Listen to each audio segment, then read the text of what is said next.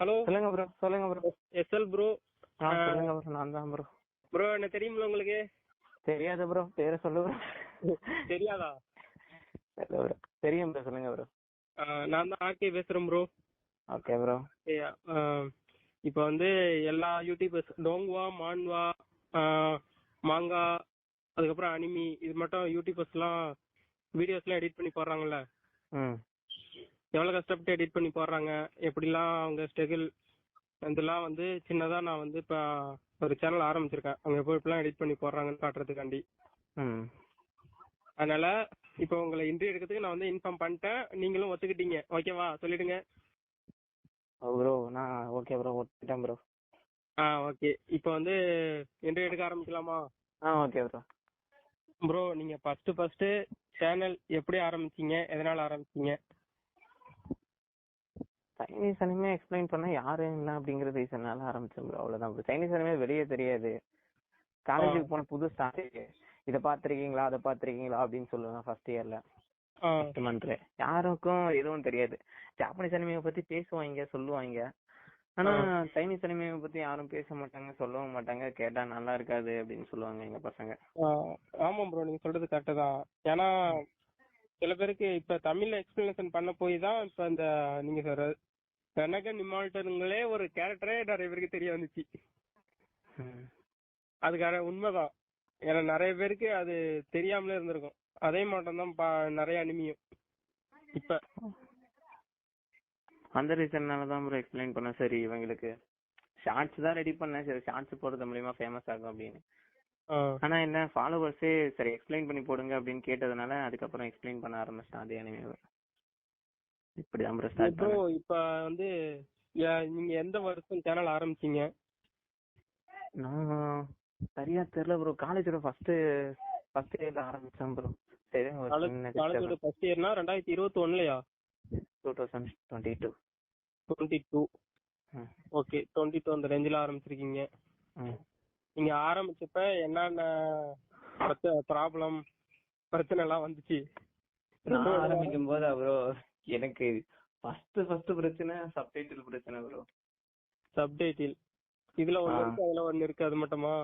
Subtitle பிரச்சனை. அதுக்கப்புறம் எப்படி எடிட் பண்றதுன்னு தெரியாது. சோ ஒரு காப்பிரைட்டுக்கு ஒரு வாரம்லாம் அலைஞ்சிருக்கேன். அப்படி இருந்துச்சு. ஆனா பண்ணிருக்கேன் ப்ரோ. நீங்க வந்து ஏதோ கேட்க நினைச்சேன், மறந்துட்டேன். ஏரியா யோசிக்கிறேன் ஏரியா. ப்ரோ இப்போ வந்து இது வந்து செகண்ட் கேள்வி, இதுல இருந்து செகண்ட் கேள்வி. ஓகேவா? நீ ஃபர்ஸ்ட் காப்பிரைட் ஸ்ட்ரைக் வாங்கினியா இல்ல காப்பிரைட் வாங்கினியா ப்ரோ? காப்பிரைட் தான் ப்ரோ. ஸ்ட்ரைக் எப்படி ப்ரோ ஸ்டார்டிங்ல வாங்குவாங்க? நான் தான் சொன்னேன் எனக்கு அனிமே எடிட் பண்ண தெரியாது அப்படின்றதுனால ஃபர்ஸ்ட் நான் காப்பிரைட் தான் வாங்கினேன். வந்து நான் எதிர்பாராத விதமா ஒரு டைம் கிடைச்சிச்சு. அதுக்கப்புறம் ஸ்ட்ரைக் பக்கமே எட்டி கூட பார்த்தது இல்ல. சூப்பர் ப்ரோ, மாஸ் காட்டுறீங்க. இப்ப வந்து அடுத்து என்ன கேட்கலாம்? சரி ப்ரோ, நீங்க ரீசெண்டா வந்து வீடியோஸ் இடையில நிறுத்தி வச்சிருந்தீங்க போடாமலே, அது எதனால? எப்ப ப்ரோ? எனக்கு காலேஜ் அப்புறம் கொஞ்சம் ஒர்க் ரெண்டுமே இருந்துச்சு சார், அதனால நிறுத்தி வச்சிருந்தேன். சொல்லுங்க எந்த டைமிங்னு கேட்டீங்கன்னா நல்லா இருக்கும். இந்த 26 ஆரம்பிச்சது வந்து இப்படிதான் இருக்கு. இரு ப்ரோ, இதான் ப்ரோ முக்கியமான கேள்வி. நீங்க வெப்சைட் ஒன்னு பில்ட் பண்ணீங்கல்ல,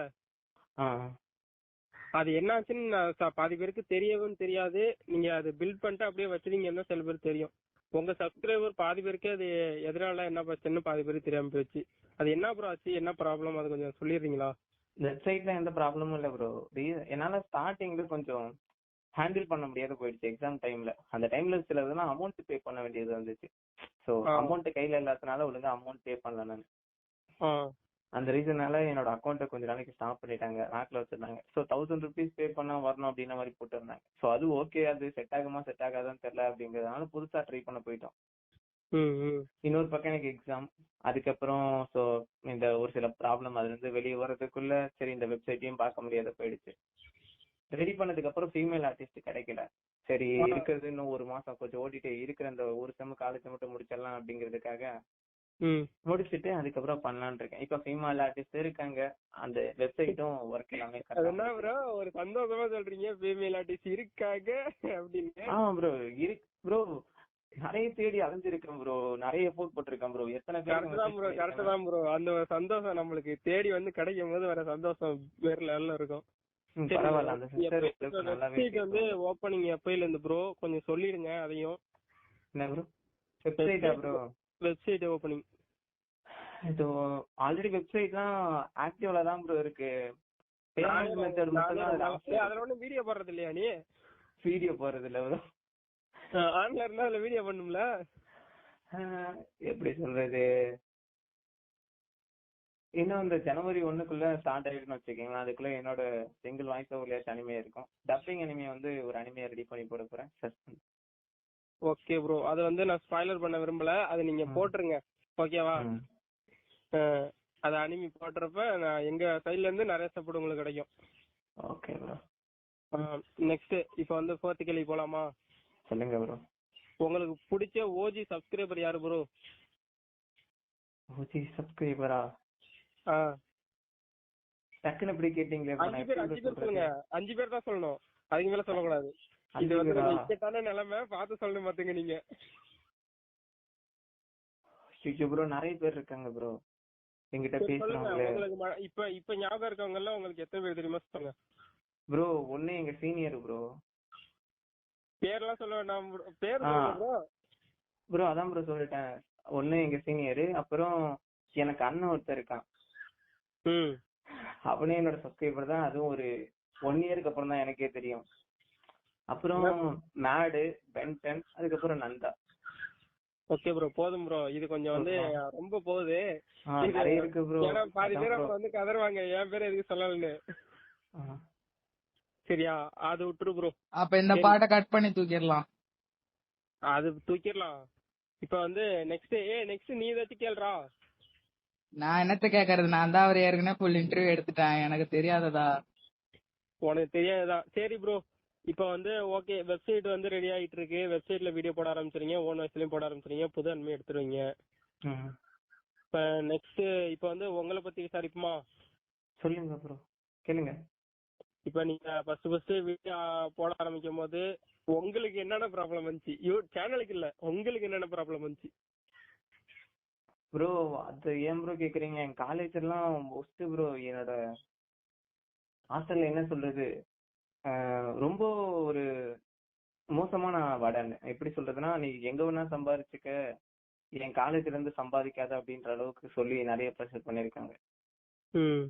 மோசமான அளவு ப்ரோ. கோடி கோடியா சம்பாரி, என் கேம்பஸை விட்டு வெளியே போய் சம்பாரி அப்படின்னு சொல்லியிருக்காங்க ஹாஸ்டல் வார்டன். முன்னாடியே என்கிட்ட உங்ககிட்ட அப்படி இவ்வளவு பிரச்சனை வந்தும் நீங்க வீடியோ எடிட் பண்ணி போட்டிருக்கீங்க ப்ரோ. நான் அடுத்த மாசமே ஹாஸ்டல் விட்டு வெளியே வந்துட்டேன் ப்ரோ. ஹாஸ்டல் விட்டு வெளியே வந்துட்டு நான் வீடியோ எடிட் பண்ணேன். அவர் அதுக்கப்புறம் பார்த்து காலேஜ்ல மட்டும் மறைப்பாரு. ஹாஸ்டலுக்கு எனக்கு சம்பந்தம் இல்ல, காலேஜ்ல வந்தா மட்டும் மறைப்பாரு, அவ்வளவுதான். சில பேர் இப்படிதான் ப்ரோ இருப்பாங்க. சரி ப்ரோ, உங்க வீட்டுல உங்களுக்கு சப்போர்ட் பண்ணாங்களா? இல்ல வீட்டுல கொஞ்சம் கஷ்டப்பட்டாங்க, புரிய வச்சதுக்கு அப்புறம் ஒரு சப்போர்ட் தான். என் வீட்டுல என்ன ரொம்ப மோசமா நடத்துறாங்க ப்ரோ.